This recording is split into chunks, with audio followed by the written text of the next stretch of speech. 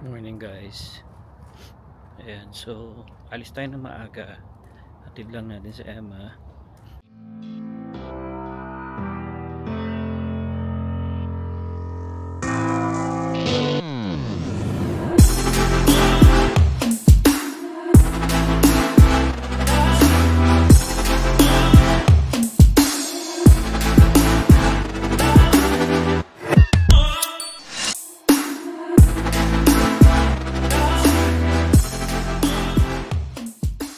Meron siyang ultrasound ngayon, pero idadaan na muna namin si Zion.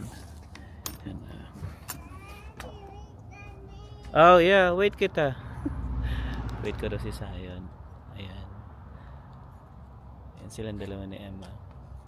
Ano pa lang guys, 7:30 pa lang dito. So need namin umalis nga ng maaga kasi nga si Emma.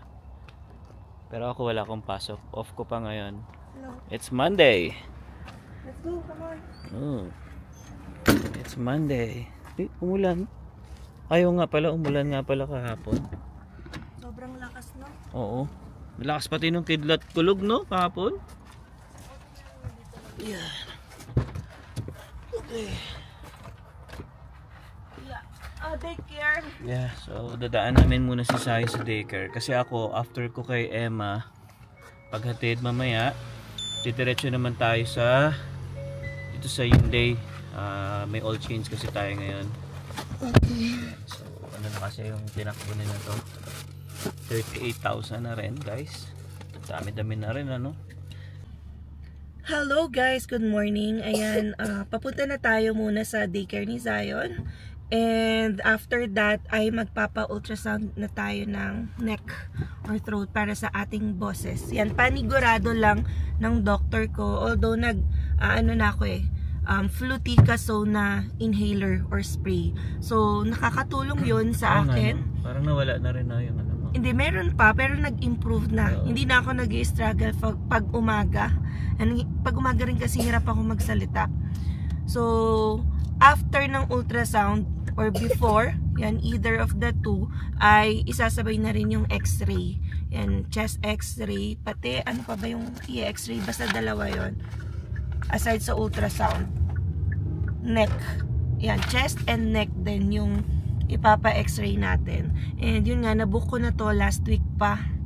Ayan, kaya lang, hindi ako available during the work day. Kaya, inassign ko na naman to ng Monday para nandito si Alwin para mag-drive sa atin. So, dito na tayo sa daycare ni Zion. Ayan, so, baba lang ako. And hatid na siya. Bye Zion. Kiss ako. Ay, kiss. Gusto niya pa hug. Love you. Ay, hug pa. I love you. Say I love you. Oh, may car daw. I love you. I love you too. Okay. Let's go. Sundo kita mamaya ha. Okay. Okay. Okay. Bait. Yan. So, ang laki na ng pinagbago ni Zion guys. I think kapag hinahatid talaga namin siya, hindi na siya umiiyak. Yan. So, minsan, most of the time talaga si Emma yung naghahatid. Kasi nga, pag Monday, Tuesday, nasa akin talaga si Zion. Tapos, pag Wednesday, kasi nga may pasok tayo, Wednesday to Friday, si Emma na yung maghahatid. Then, ako yung susundo sa hapon. Ayan. So, sabi sa akin ni Emma, hindi na raw siya umiiyak. Kasi nung time guys, nung unang-unang pa lang namin dito, ako yung naghahatid sa kanya. Ayaw niya akong paalisin. Pagka parang gusto niya nandun lang ako. So ang gagawin ko, mag-stay muna ako ng isang oras dyan. Yan, laro-laro lang sila. Kukwentuhan ko si Miss Tess, yung naka-assign sa kanya. Tapos ano sila sa taas, playground, slide, ganyan, bike. Pero nung tumagal-tagal, kasi nga parang nasanay na rin siya. Ayun, okay na siya. Hindi na siya yung umiiyak. Ayan. So anyway, ayun, sana nga maging maayos yung result ng ultrasound ni Emma tsaka x-ray, no, para at least wala naman tayong maging problema dito. Although libre naman siya, wala naman tayong gagasusin. Yun ang maganda rin talaga dito, wala ka masyadong gagasusin pag mga ganyan, check up, x-ray. Ako ultrasound din ako before. Di ba nga, yung sa pinaano ako ng family doctor namin about no sa pagtaas ng sugar ko. So okay, so far okay naman. Wala naman naging problema sa ating sa ating tiyan, sa ating liver, ganyan. And yung time talaga nun medyo kinakabahan talaga ako. Alam mo yun, siyempre parang kaya pamula nun guys, never na ako nag soft drinks talaga. Ayun, pamula nun. Kasi dati talaga grabe kami ni Emma. Talagang aminado kami dyan. Halos everyday talagang hindi kami nawawalan ng Coke or alam nyo na yung basta mga soda. So yun nga, ang gagawin muna namin ngayon, punta lang kami ng Mayfair. Yun nga, doon siya magpa-ultrasound. Then after nun, hatid ko si Emma sa work niya. Then ako naman, didiretso ako dito sa Hyundai. 9:15 pa naman yung schedule ko dito sa kotse. Yun nga lang, matatagalan to kasi meron silang papalitan na something reservo dito sa aking tawag dito, windshield. Ayan, so in order pa kasi yon, and under warranty pa naman, so wala naman akong babayaran except dun sa oil change, no. Ayan. So ito kasi yung guys, may record kasi itong sasakyan ko. Ayan. So ito pag 38,900, yan, kailangan ko na siyang ipa oil change. Ayan. So ayun, ito na pala si Emma. Kamusta si Sayan? Hindi okay mamiyak. Nasa ibang room sila pero kasama naman yung teacher ngayon. Pupunta daw sila sa ibang room. So, nandito na tayo sa Mayfair place. Ayan, pero nasa kaliwa pa banda yung diagnostics. Ayan, Mayfair Diagnostics. So, pinili namin yung Elbow Drive location kasi dito na rin talaga kami sanay ever since kapag may ultrasound or x-ray. Yan, dito kami pumupunta. Diyan din ako di ba? Oo. CT scan. CT scan. Right. Hanap na lang tayo ng parking. Mukhang maaga pero ang dami na yatang nakaparka. Sa baba. Alright, let's go! Ayun guys, kakatapos lang ng ating ultrasound and x-ray. Napakabilis ng proseso. Yan, ikukwento ko sa inyo. Alright. So, una muna ultrasound kasi nakabook tayo doon. So, wala pa, hindi pa ako nakakaupo, natawag na ako kasi I think, yun nga, since unang-una ako, before 8 pa noon, tinawag niya ako. Gusto niya na yata mag-start. And then, ayun nga, napakabait nung nag-ultrasound sa akin. So, in-ultrasound tayo dito sa leeg, pati na rin sa likod ng tenga. And sabi niya, within 24 hours, ipapasa nila yung results sa doctor ko. And yung doctor na yung bahala. Ayan, kung meron mga findings or wala. So, tumagal lang yung ultrasound ng I think 10 minutes. So, pinasa naman ako sa x-ray department and pinag-change ako ng gown. Syempre, kapag i-x-ray tayo, bawal yung may mga wires. So, meron silang provide na pink gown doon. So, nag-wait lang ako, I think nasa 5 to 10 minutes din. Kasi pag ultrasound, yun yung hindi na binubook. So, parang pipila-pila lang kung sino yung mauna. Kaya, ayan, napaantay tayo ng 10 minutes. So, iniisip ko nga, syempre may work ako, tapos si Alwin nakabook yan sa dealership for oil change. So, sabi ko, sana hindi ganun katagal. And then yun, tinawag na ako. Mabilis lang din, kasi ang in-x-ray lang sa akin is yung chest ko and yung neck. So, parang nandun lang ako sa x-ray room ng 3 minutes. Ang bilis lang. So, at least maaga tayong makakarating sa work na hindi natin, hindi tayo malilate. And si Alwin ay hindi rin malilate sa kanyang oil change. Kasi 9:15 pa yung oil change. Oh, syempre okay na yun kaysa tayo ay nagagahol sa oras. So, yun guys, and again, wala pong bayad kami dito sa ultrasound and x-ray ko. Covered kami ng Alberta Health. So, whether temporary resident ka or permanent resident, as long as you have valid work permit, kahit din kami dati naka-student permit, nakapagpa-ultrasound din kami dito ng libre. Alright, so, weather check. Ang init ng ng sikat ng araw, pero plus 12 lang ngayon. Tapos medyo hazy yung ulap kasi baka sa na naman to, no, sa wildfire.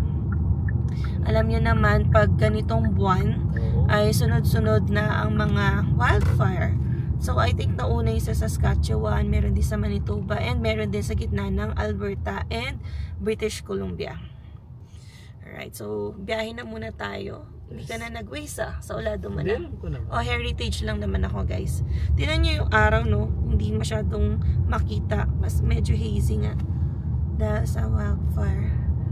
Alright, pasok na muna tayo, guys. So yun guys, ito na tayo sa bahay. Bali, hinatid lang tayo guys ng sasakyan. Yun ang maganda dun, hindi ko lang alam sa ibang i-dealer. Pagka ganyan na medyo matagal yung waiting time, pwede nila kayong ihatid, no? So hindi ko alam yung ibang dealer nga, kasi dito sa Hyundai ganun sila. So mapapatagal kasi guys yung ating oil change, kasi nga papalitan pa nila yung reservoir ng ating windshield washer. So buti na lang guys, naalala ko yung susi ng bahay. Nung paalis na kami doon, naalala ko, sabi ko, nga pala kailangan ko ng susi ng bahay na makakapasok. Tapos yun, buti na lang. Kasi kung hindi, nako, pagting ko dito, wala rin akong susi. So lalong magiging problema yon. So ang mangyayari, babalik ulit ako or hihiramin ko yung susi ni Emma. So anyway, so yun, dito na nga tayo sa bahay. Yun ang maganda nga dito sa ating dealership, no? At hinatid nila tayo. Tapos pipick upin din ako. So sabi nila mga 4 hours daw yun. So 9:20. Sakto lang, no? 9:15 yung schedule natin dun. So lapit lang, 8 minutes lang ako dito. And sabi nila, tatawagan na lang nila ako kung ready to go na yung ating sasakyan. Tapos pipick upin ulit ako ng guy. Ayan. So ang ganda nung Palisade na sasakyan ko. Kasi nga, actually nabanggit ko na rin sa vlog before. Yun yung plano namin dati, Palisade talaga. Pero dahil nga that time nagdo-DoorDash tayo, so mas pinili ko yung mas maliit na sasakyan. Yan. Pero ngayon parang alam niyo na, medyo nagsisi ng konti kasi nga pagka may darating na pamilya mo or kapatid ko, tulad yung dumating sister ko, hindi kami kasya sa Santa Fe kasi nga dalawa si kapatid ko, si Michelle, tsaka yung ate ko, tsaka yung anak niya pa. So hindi kami kasya sa Santa Fe, may iwan talagang isa. Kaya minsan si Emma, hindi namin siya naisasama pag pupunta kami or namamasyal kami, kunyari Lake Louise, may time na hindi namin kasama si Emma kasi kailangan talaga may maiwan na isa kasi hindi nga kasya, no? Kasi si Zion ay talaga may upuan siya kasi hindi naman pwede dito sa atin sa Canada na kakalungin yung bata. Hindi, unlike sa Pilipinas, di ba? Pwede na, ginagawa natin yun, yung mga ganun, yung kalong-kalong. Pero dito, syempre, mahigpit. Alright, so, yun. So, yun guys, no, mamaya na lang ulit. Update ko kayo kung ano mangyayari doon sa ating sasakyan at kung ilang oras ako maghihintay. Alright. Okay guys, so tumawag na sa akin yung Hyundai. And, yan, sabi nila, tapos na yung sasakyan natin. Tapos wait na lang ako 5 minutes. Lalabas na ako. Lakad-lakad lang na tayo dito sa likod. Kasi maganda naman yung weather. Ayan. So galing din, para hindi ka maghintay dun sa kanila kasi nga matagal. Halos umabot din guys ng 4 na oras. So hintayin ko na lang. Dito muna tayo sa likod banda. Pakita ko sa inyo. Ganda ng weather. Ito pala yung mga camera ko dito. Saka tong ilaw ko dito, tatanggalin ko na rin yan. Pero pag yung malapit na kami umalis dito talaga. Kasi maglilipat pa rin tayo. Pero sobrang dumi. Ayan So lilinisan ko na lang. Pero still working pa rin yan guys. Ito. Ayan, nakita niya may tubig na yung niya. LED niya, pero gumagana pa rin siya. May mga langgam-langgam na. Yan. Pero sayang pa rin yan. Kung ipapadala ko na lang sa Pilipinas siya kasi hindi ko naman na magagamit yan doon sa kabilang bahay. Yan, ito okay pa to. Yun lang isa kasi napasukan ng tubig. Ayan, so konti na lang, wait na lang tayo. Alright, so hintayin ko lang guys yung yung susundo sa atin.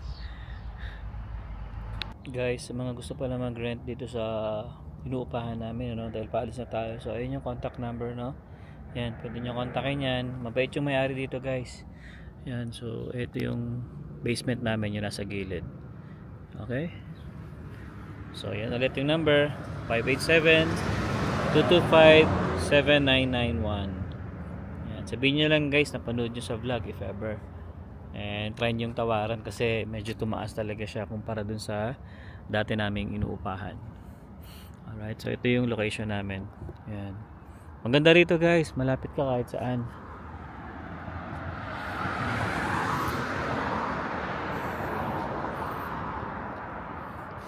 Yan, so yun guys, hintayin na lang tayo, papainit na lang muna tayo. Pero ganda kasi ng weather, blue na blue ang sky. Diba? Alright, so hintayin ko lang muna guys. So dito na tayo guys sa hindi, kaso hugasan pa pala. So nakalimutan na itong hugasan. So libre naman lahat yun, kaya sabi ko sige hintayin ko na lang, saglit na lang naman yun. So wait lang tayo, then after na to may dadaanan lang ako, then uwi na rin. So yun guys, natapos din tayo. Ayan, so yun nga pagdating ko dito, akala ko tapos na, yun pala is kailangan pang i-car wash, parang nalimutan natin nila i-car wash. So yun, so far okay na rin naman. Napalitan na rin yung ating reservoir dun sa ating fluid washer. Yan, so wala man akong binayaran doon kasi under warranty pa siya. Ang binayaran ko lang talaga dito guys is yung oil change. Alright, so yun guys, dito ako natatapos yung vlog ko. I hope na nag-enjoy kayo. And yeah, hanggang dito na lang. See you on the next one. Peace.